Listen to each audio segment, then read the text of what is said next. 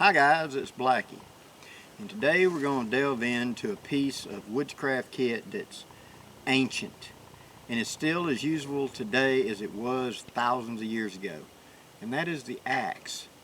But for just a moment, let's talk just a grunt of history on where the axe came from. It's been lost where the very first person was that ever picked and made one. But one thing that we do know is it came out of a need to cut fibers or cut meat. Because someone back in the day, instead of using fingernails or teeth, figured out if I pick up a rock and go to hitting onto this limb or this coconut husk or whatever it was, I could bust it and get into what I wanted with less wear and tear on my fingernails. Over time, someone figured out that a little bit of an edge on that rock helped a great deal. And that's when this starts showing up in the Stone Age record of the hand axe. And it's a stone hand axe. There's no stick on it. It's just merely a sharpened edge on a piece of shale or rock, a piece of bone, whatever, that I could hit and chop and abrade away the fibers. So that when I went up to a upright sapling, I would just start walking around beating on it, and by beaver gnawing it, I would break the fibers to where I could break it off. I could therefore harvest things bigger than I could break off by hand much easier. Over time, this evolved to where someone put a handle on it, and that is the Stone Age axe. It has actually a handle, and it's the same idea. It's still blunt force, but that edge becomes more and more prominent because over time we learned how to nap an edge onto a hunk of flint or a hunk of chert or some piece of shale or granite that we could get enough of a edge on. Didn't have to be like a knife, but an edge where I could hit and it would do a better job at breaking and cutting those fibers of what I'm trying to harvest. The big light year difference was when we got into metals. And here's a picture of the Iceman's, Ötzi the Iceman's axe that was found where a glacier had eroded out, and they found his body, and they assumed he was a modern man. Once they got to investigating, they found out he was actually 5,000 or 6,000 years ago. I'm not sure the exact date, but he had a copper axe on him, and this pushed back the metal time, our idea of metal usage, back quite a long ways. So here's a picture of his axe.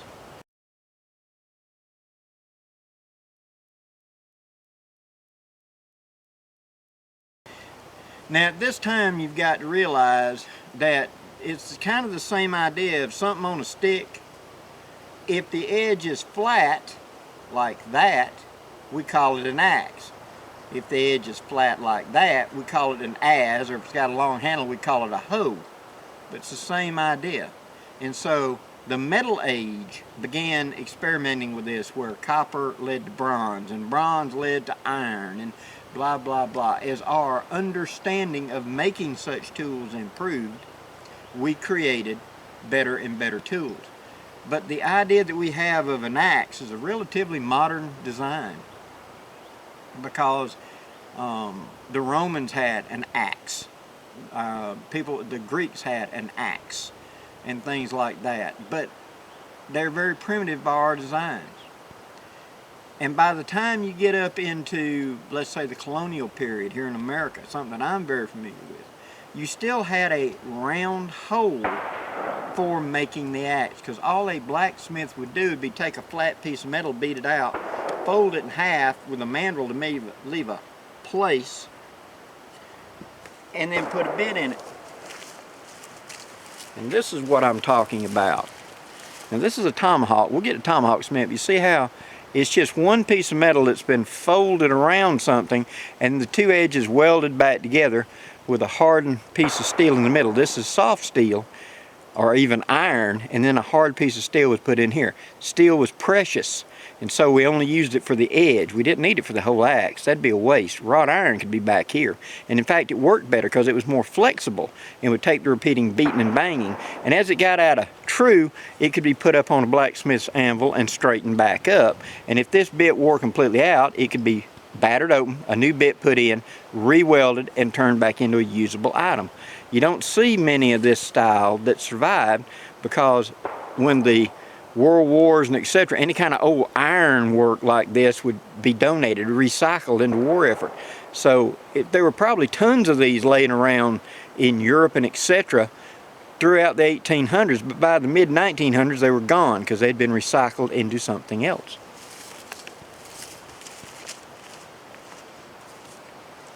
So let's talk about modern axes, okay? And you got to break that down into different fields. And this is probably going to be a multi-part series because this is going to be a long discussion.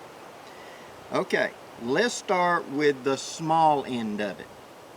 And that is a hatchet. Now there's a difference between a hatchet and a hand axe. I'll get to that in a minute. But this is a hatchet. A hatchet typically has a small light head that's normally a wedge shape. The cutting edge is usually very small, like 2 or 3, maybe 4 inches at the most. 3 inches usually about right. 1, 2, 3. And the handle is normally really short, about from a hand to a forearm, to your elbow. This is designed to be a light kindling axe, something for limbing, things like that. Now, what is the purpose of this? It's light. It only weighs like 2.5 pounds. It's about the same weight as a revolver of a comparable era that day. And it was something that I could carry in my pack because I needed to limb quickly. Firewood does not have to be processed down fine. Out here in the field, you can simply pick up and break stuff to make it.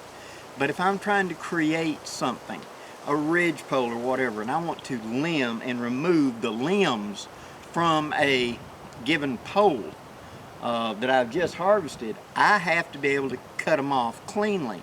And a knife is not a good tool for that. That's where this really shines.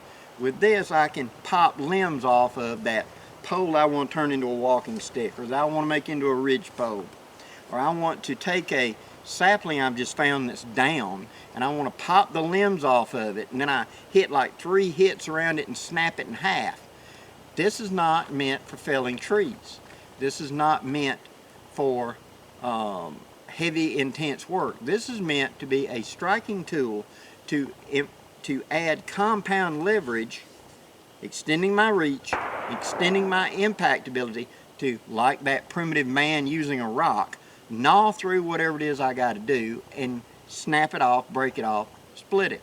Small kindling that I want to split, I can hold this up there and hit it and make it into a wedge to split small kindling if I need small skewers, let's say, or if I'm trying to make a little flat piece of wood to use like as a shingle or something.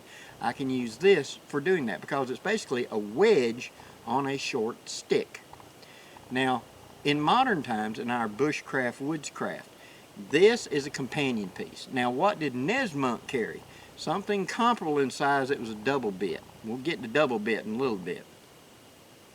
But he was doing limbing tasks. He was taking it and turning it sideways and using it to tap tacks in to put up his little shanty shack, to tap tent stakes into the ground that he made locally or carried with him, or splitting little pieces of kindling stuff to make little doodaddies and etc. He had a belt knife for processing big meat and stuff, and he had a pocket knife for doing detail work. This was the really coarse work, the size of it.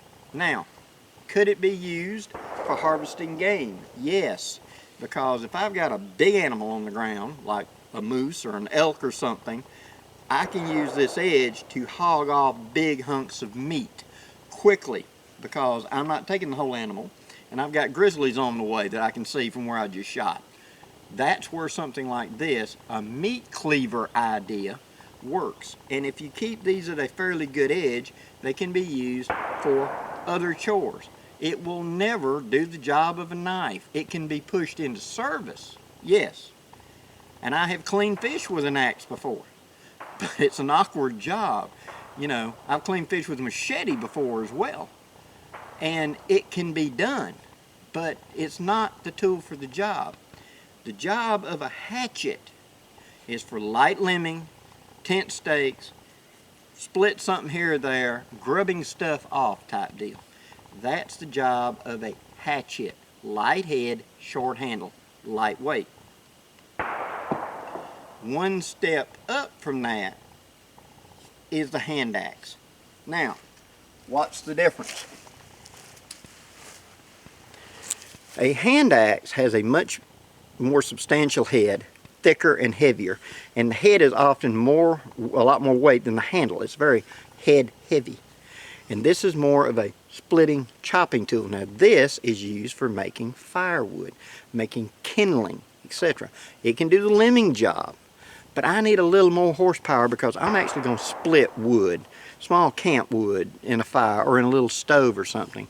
That's where the hand axe comes in. Or I might actually need to chop a deep V into a tree or something for locking in like a board or something like that. Those heavier jobs where a hatchet's a little light, that's where the hand axe. It's still compact and short, and these are used extensively in Europe as a crafting tool. This is used to hog off the extra wood in spoon carving. This is used to split kindling for a fire, a small stove, or a little stove box like we carry today in backpacking and bushcraft. That's where this shines, and it's got an actual hammer pole. So for pounding stakes in or things like that, or I can split bigger wood by using this to start the split and then take wedges up there and pound the wedges in with this and split a bigger piece of wood, because I need a board.